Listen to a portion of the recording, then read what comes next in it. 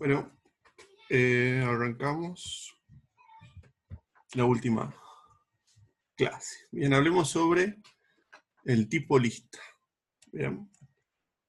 Acá podemos ver en esta diapositiva, básicamente, que tenemos el operador dos puntos, que ya lo veníamos utilizando, por ejemplo, para el encaje de patrones, que básicamente recibe un elemento y lo agrega a una lista. Bien. El elemento y la lista, por supuesto, tienen que ser del mismo tipo, como en este ejemplo, lista de caracteres.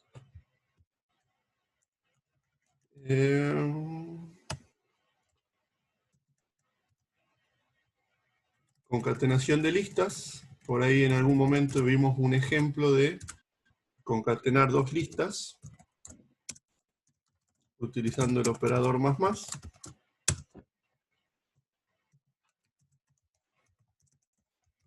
Se utiliza básicamente de esta forma. Esta es la forma en la cual ustedes deberían ir viendo el material, probando los fragmentos de código que van encontrando. Obviamente este operador tiene una lista a la izquierda, una lista a la derecha, y las dos tienen que ser del mismo tipo.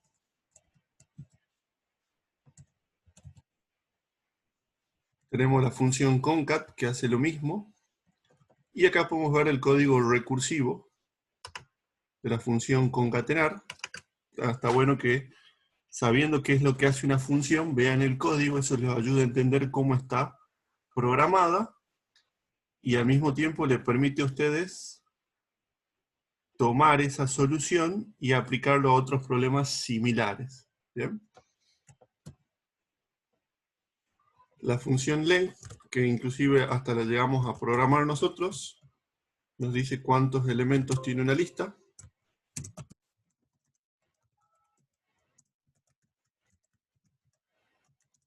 Vamos esta lista. Faltó una G. Y podemos ver el código acá, también recursivo. El código del operador más. Este es cómo está implementado. Si ustedes abren el archivo prelude.hs que trae Haskell y buscan el código del operador más, van a ver que esto que está acá destacado es el código de ese operador. Bien, entonces eso, ¿para qué les sirve a ustedes? Por si ustedes quieren programar algún operador, tomar este ejemplo y hacer su propio operador. No solamente pueden programar funciones, sino que también pueden programar operador. En esta materia no vamos a programar ningún operador, pero está bueno que sepan que lo pueden hacer si lo quieren hacer. Bien. Algunas otras funciones para trabajar con listas. Por ejemplo, dado una lista, la función head en inglés es cabeza, devuelve el primer elemento de una lista. La función tail devuelve la cola de la lista, o sea, todos los elementos menos el primero. Bien. Algunas otras funciones útiles, por ejemplo, la función take recibe una cantidad y una lista.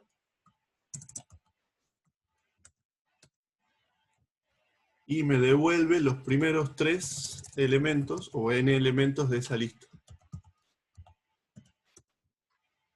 Bien.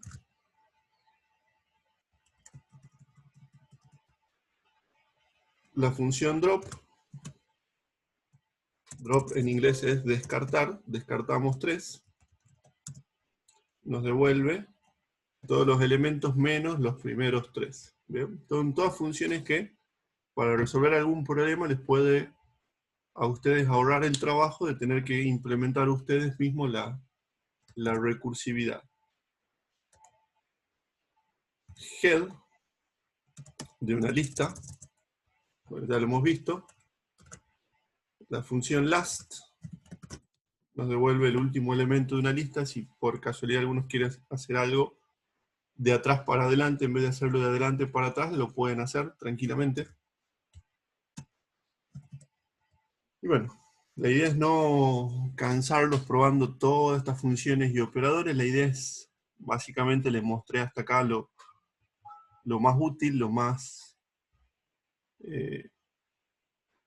que más le puede llegar a ser útil para la solución de algunos de los problemas de los trabajos prácticos. ¿Bien?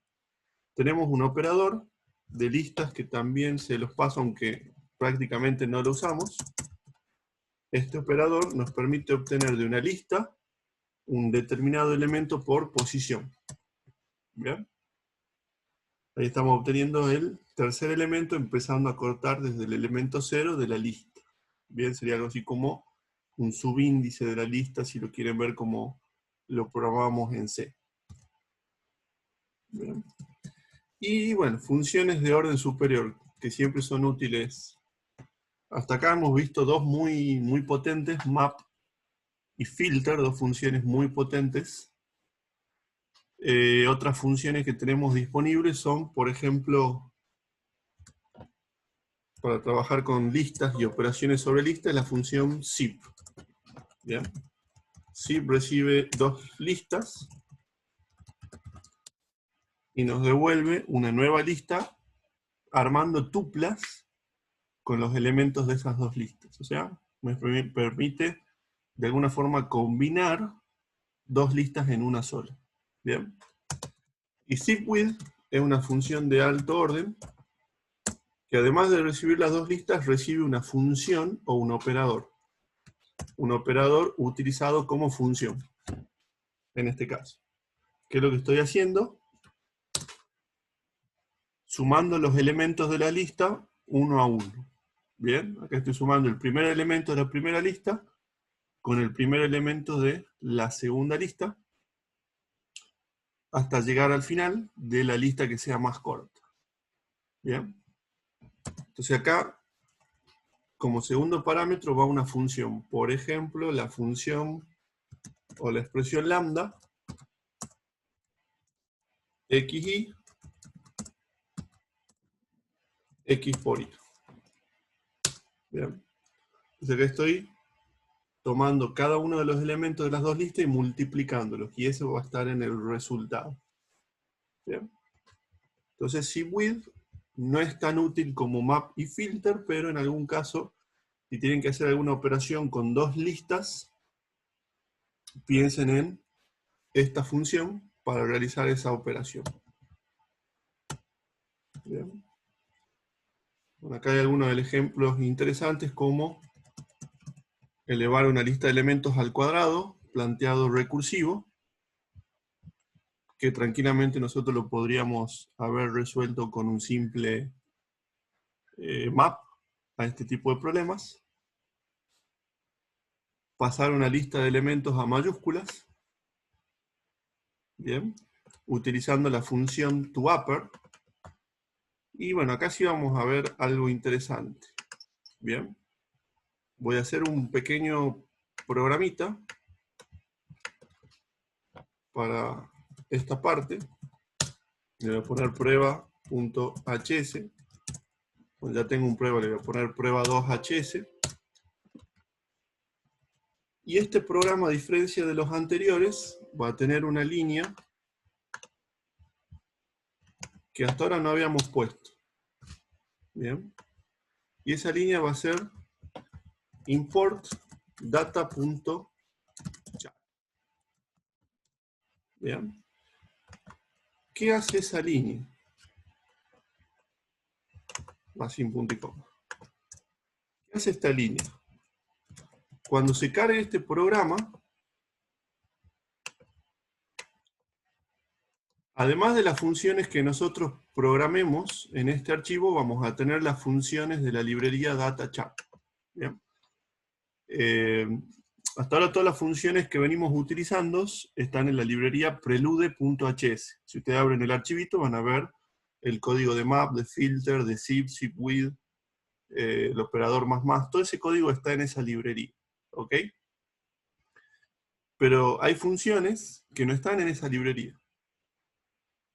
Por ejemplo, las funciones para trabajar con listas o con cadenas de caracteres, hay funciones que podemos incorporar, y con Hughes viene una librería de funciones para trabajar con caracteres que se llama DataChar y se importa de esta forma. Bien, si nosotros cargamos de esta forma el programa, vamos a poder hacer uso de funciones como, por ejemplo, toUpper, que la función toUpper recibe un carácter y devuelve ese carácter en mayúscula, o isUpper, que me permite saber si un carácter está en mayúscula o está en minúscula. Bien, entonces, una vez que nosotros tenemos cargado esa librería, vamos a poder programar funciones como pasar lista mayúscula con este código. Bien, este sería un ejemplo de una función recursiva que recibe como parámetro una lista de caracteres y me devuelve una lista de caracteres elevando todos esos caracteres a mayúscula. Bien, si ustedes copian y pegan este código y llaman a esta función y le pasan la cadena hola en minúscula, van a obtener como resultado la cadena hola en mayúscula. Bien, acá es donde yo les voy a mostrar cómo hacer esto mismo sin tener que ustedes programar esta versión recursiva. Bien, utilizando la función map, que ya tiene implementada esta recursividad. Bien, la función map le paso como parámetro la lista de caracteres, por ejemplo, hola, y la función toUpper. Entonces observen que map va a aplicar la función toUpper a cada carácter de la lista de caracteres, y va a obtener toda esa lista de caracteres en mayúscula. Bien, transformar esto en una función, lo copiamos, vamos a nuestro programa, y creamos una función que se llame a mayúsculas, cadena, igual a map toUpper de cadena. Entonces ahora, con esta función ya en mi librería, voy a poder pasar a mayúsculas mucho más fácil las cadenas de caracteres. Acá.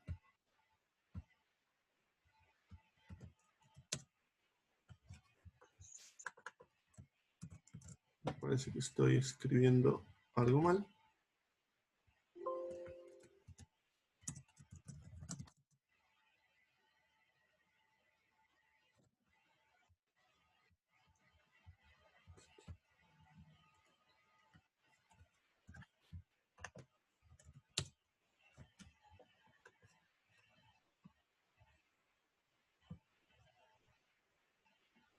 Sí, está igual que la que hice la vez pasada. A ver. Comparemos.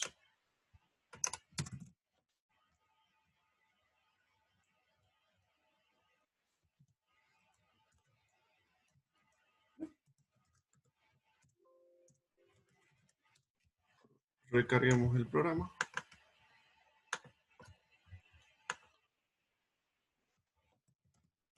Cadena mayúscula, hola en minúscula y devuelve hola en mayúscula. Bien. Entonces, alternativa. Si saben usar map y quieren una función que reciba una lista de cadenas de caracteres en minúscula y la pase en mayúscula, lo pueden hacer así y dejar que la recursividad la resuelva la función map. Si no saben usar map, pueden ustedes programar esta recursividad. Está bueno que lo resuelvan de las dos maneras, copien los dos códigos, los prueben a los dos y comparen. Bien. Bueno, justo en la diapositiva está resuelto recursivamente y utilizando un map. Bien. Profe, eso que está mostrando, ¿en dónde está? ¿Perdón? Ahí subo el volumen. Esa diapositiva que está mostrando usted ahora, ¿está en el aula virtual para descargarla o No no? está en el aula virtual todavía, porque no he chequeado el tema del copyright, pero está en uno de los autores del libro, Razonando con Haskell, las publicó. O sea, si ustedes buscan en internet estas diapositivas, las van a encontrar, porque yo las encontré en la página de uno de los autores del libro. ¿Bien? Ya cuando chequeé el copyright, si están... ¿Le puede pasar por el grupo? sí, no habrá problema. ¿Bien? Gracias. Listas por comprensión. Sí, este es un concepto muy interesante que vamos a explorar ahora con algunos ejemplos. Una lista por comprensión sería básicamente un ejemplo. Acá yo estoy haciendo una lista enumerando cada uno de los elementos. ¿Bien? Pero Haskell me brinda esta sintaxis, que básicamente la de la diapositiva. X tal que X pertenece a los números del 1 al 10, por ejemplo, o los puedo enumerar si quiero acá. Y además que X es par, even X. ¿Bien? Entonces acá en vez de enumerar uno a uno los miembros de la lista, los elementos de la lista, estoy usando una sintaxis que me permite a mí, de manera comprensiva, indicar cuáles son todos los elementos que pertenecen a la lista. Bien, acá estoy diciendo, acá lo vemos en notación matemática, el conjunto de los X tal que X es un número y además es par. Bien, la sintaxis básicamente tiene una expresión,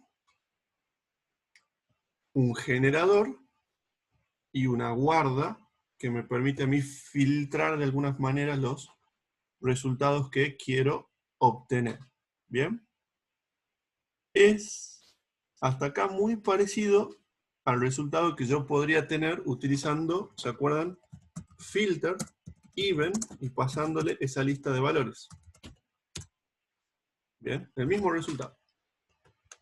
Solo que con una sintaxis más, o una notación más matemática. Bien.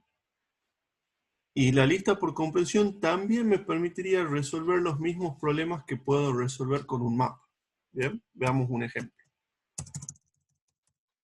Acá en esta expresión, en vez de poner X, yo podría poner X por X. Bien. Entonces, el generador me va a tomar los números del 1 al 10 y la expresión que vamos a utilizar es ese número elevado al cuadrado. Eso va a formar mi conjunto de elementos. Sería equivalente, ¿se acuerdan a map? Map lambda x, x al cuadrado, o podría crear una función cuadrado si les parece más fácil, y mi lista de elementos. ¿Bien? Ahora supongamos que el problema me dice, quiero todos los números impares del 1 al 10 elevado al cuadrado. ¿Bien? Yo lo podría resolver recursivamente, con un código similar a este que está acá. Con un if y una función cuadrado, y con este código, muy parecido a este código, podría resolver el problema de obtener todos los números pares elevado al cuadrado. ¿Bien? También lo podríamos resolver al mismo problema utilizando una combinación de map y filter. Filter, para quedarme con los números pares, y map, para esos números pares, pasarle la función que los eleve al cuadrado. Obtengo ese resultado. Bien. Entonces con map y con filter combinado me ahorro tener que plantear la recursividad yo. Bien, programador. ¿Ok? Ahora, con las listas por comprensión puedo resolver todo eso con un código mucho más sencillo. X por X, generando los X a partir de este conjunto y utilizando una guarda que solamente me devuelva los X que sean par. Bien. Observen exactamente el mismo resultado. El mismo resultado que podría obtener con map, combinado con filter, lo puedo obtener con una lista por comprensión. Por eso es que este concepto, si ustedes los manejan, les puede simplificar la resolución de algunos programas. ¿Bien? Map combinado con filter o listas por comprensión. Veamos dónde más son útiles las listas por comprensión.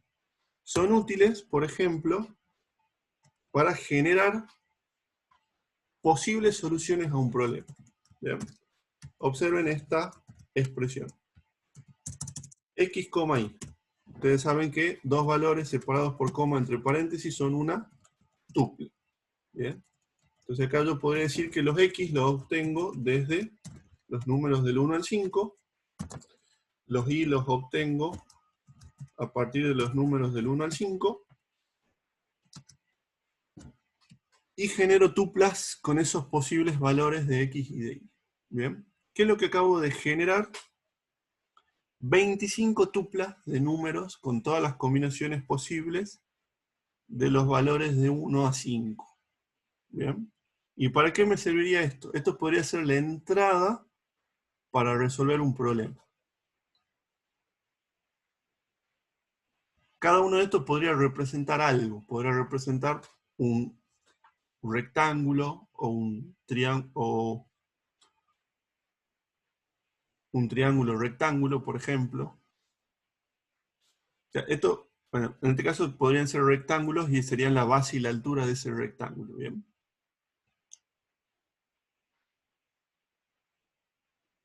Si yo quisiera generar cosas que podrían ser triángulos, haría una tupla con X y Z y generaría los triángulos de esta forma.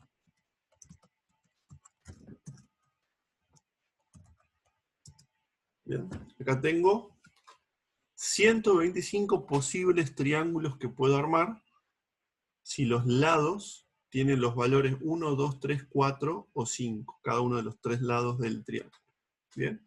Entonces observen que acá la lista por comprensión me permitió fácilmente generar un universo de posibles individuos o soluciones a un problema. Bien. Cada uno de estas tuplas podría representar, por ejemplo, un camino entre ciudades, un recorrido de un grafo, por darles un ejemplo, podría representar el valor de variables de un sistema productivo, y yo lo que estaría buscando es optimizarlo, por ejemplo, encontrar la solución que maximice mis ganancias o que minimice mis tiempos. Entonces ahí es donde aplicaríamos esto para generar posibles soluciones y después una segunda etapa de análisis que es de esas posibles soluciones ver cuáles son las mejores o cuáles cumplen con ciertos requisitos. Bien, supongamos que acá el problema simplemente es encontrar todos los posibles triángulos rectángulos que se pueden formar con lados de 1 a 5. Bien. Entonces ahora voy a filtrar todos estos resultados para quedarme solamente con aquellos resultados que son triángulos rectángulos. Ya que voy a poner una guarda que diga que todos estos elementos deben cumplir con la condición de que x al cuadrado más y al cuadrado es igual a z al cuadrado. ¿Bien? Y ahí tenemos dos posibles triángulos rectángulos que podemos armar con lados de 1 a 5. ¿Bien? Observen el proceso.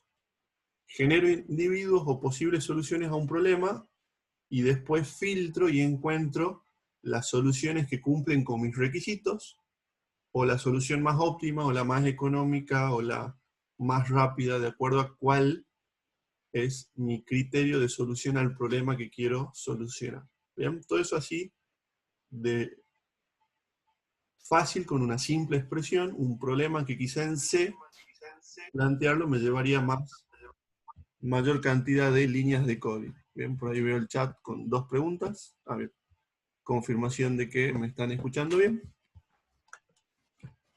Ok.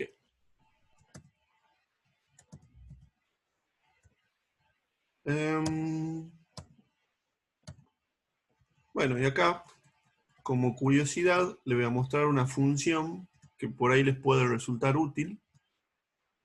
Y con esto terminaríamos Haskell. ¿Bien? Profe, Sí. le quiero hacer una consulta. Recién cuando, veíamos lo de la lista, nosotros la definíamos de 1 a 5. En el caso en que nosotros, por ejemplo, queramos ingresar nosotros la lista, ¿cómo seguiría el problema? Bien. Recuerden que Haskell es funcional puro. Funcional puro significa que solamente está para definir funciones. ¿Bien? Solamente está para que nosotros definamos, apliquemos funciones, y no está pensado para imperativo. Bien, lo que vos estás planteando es algo imperativo. Decir que el usuario ingrese el valor y nosotros guardar ese valor en una variable está en el terreno de lo imperativo. ¿Por qué? Porque en la programación funcional no tenemos estado, no hay variables. Yo no puedo en programación funcional decir x es igual a 5 y después decir x es igual a 10. Bien, no puedo cambiar el valor de x. ¿Ok? Entonces, nosotros desde Sí, Haskell no vamos a interactuar con el usuario. Quien está interactuando con el usuario es nuestro intérprete llamado Hughes. Hughes es el que recibe lo que ingresa el usuario y lo utiliza para resolver el problema aplicando las funciones que están disponibles en la librería. ¿Bien? Lo que quiero es que se queden con la idea que desde Haskell nunca van a crear una ventana para el usuario, nunca se van a conectar a una base de datos, nunca van a escribir en el disco rígido, porque eso ya es salirse un poco del paradigma funcional. ¿Bien? Todo eso lo van a resolver en el mundo imperativo. En todo caso, lo que van a poder hacer es hacer en C un programa que le pida los datos al usuario, los parámetros al usuario, y después hacer una interfaz contra Haskell para resolver el problema, o hacer una interfaz de Java hacia Haskell para resolver el problema, o utilizar un lenguaje que soporte el paradigma funcional y el imperativo como el lenguaje F# de Microsoft. ¿Bien? ¿Alguna otra sí, duda? lo que sí, quizás yo me expresé mal, era más que nada porque, por ejemplo, hay un ejercicio en el trabajo práctico que dice que defina qué es una lista y escriba funciones para producto de un número o una lista de números. Y eso la verdad que no lo estaba sabiendo cómo hacer. Claro, o sea, ustedes van a crear la función y desde el intérprete le van a pasar parámetros de prueba. ¿Bien? Pero el usuario no los ingresa, o sea, ustedes desde la función de Haskell no van a tener código no van a tener un scanf, por darle un ejemplo, un CI, no van a tener un ingreso de datos por usuario en el código de nuestro programa haskell.hes, no. ¿Bien? O sea, ustedes van Claro, a tener la claro, esa era, función, digamos, la pregunta. O sea, nosotros ustedes van a tener su damos los función, parámetros de prueba. claro, ustedes van a tener su función y los parámetros se los van a pasar a través de el intérprete WinHughes. ¿Bien? Bueno, con esta función que tenemos acá, terminamos la parte de Haskell, hacemos un receso de 10 minutos y nos volvemos a juntar, pero ya más que nada para darle algo para que no se nos enfríe NetBeans, meter un par de líneas de código ahí, pero bueno, terminemos de ver esta función para cerrar el tema Haskell. Bien, la función folder. ¿Qué es lo que hace la función folder? La función folder recibe una función, un valor, una lista de valores y genera un único valor como resultado. Este es el código que ustedes ven acá. Bien.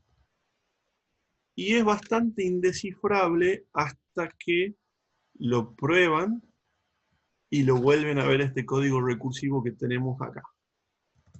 ¿Qué hace la función fold? Partamos con un ejemplo. Fold R, R por derecha, por right en inglés, le voy a pasar como parámetro una función, por ejemplo, más, o si lo quieren en formato de expresión lambda, xy, pasemos más, para que sea más sencillo el código. Y le vamos a pasar, por ejemplo, un 0 y una lista de valores. 1, 2, 3, 4, 5. Veamos. Me falta una D. Fold error. Y el resultado es 5. Bien. ¿Qué es lo que hizo folder recursivamente acá? Bien. Reemplazó nuestra expresión por x, la función que le pasamos por el parámetro, y la recursividad de aplicar folder con f, o sea, la función que le pasamos como parámetro, el argumento z y la cola de la lista. O sea que básicamente lo que hizo es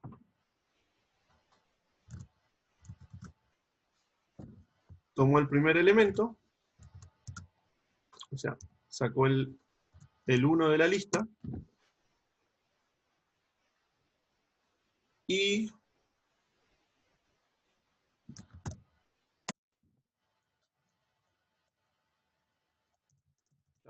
por ahí es más fácil explicarlo de derecha a izquierda. Básicamente lo que hizo es aplicar 0 más 5. Bien. Eso más 4. Lo anterior más 3.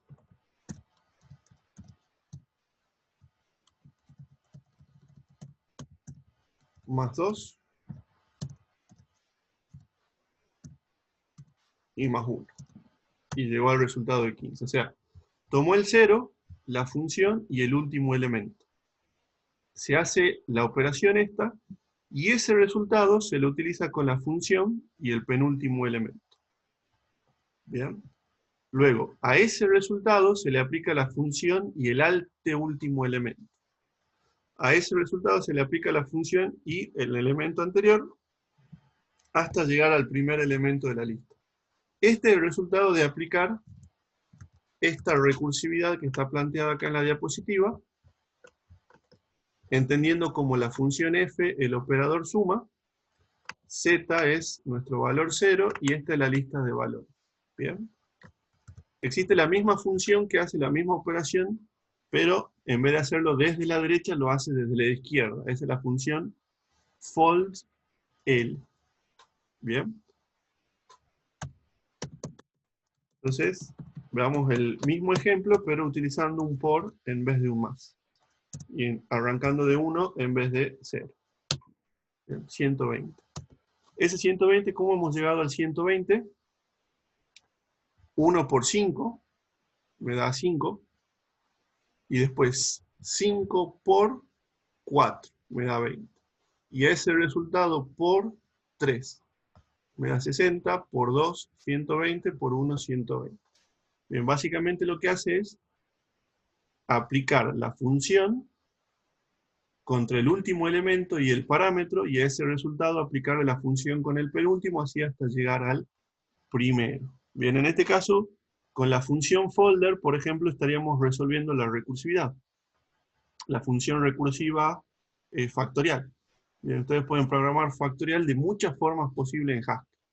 Lo pueden hacer con encaje de patrones, con guardas, el operador if. Lo pueden hacer con listas por comprensión. Pueden resolver el factorial, lo pueden resolver con la función folder. En fin.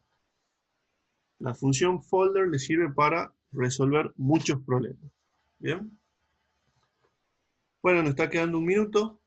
Con esto básicamente cerramos la parte de Haskell. Van a tener varias clases con práctica con Teresa. Y bueno, ahora hacemos un receso de 10 minutos y trabajamos con algo de Java para que no se nos enfríe NetBeans. ¿Bien? Nos vemos en 10 minutos.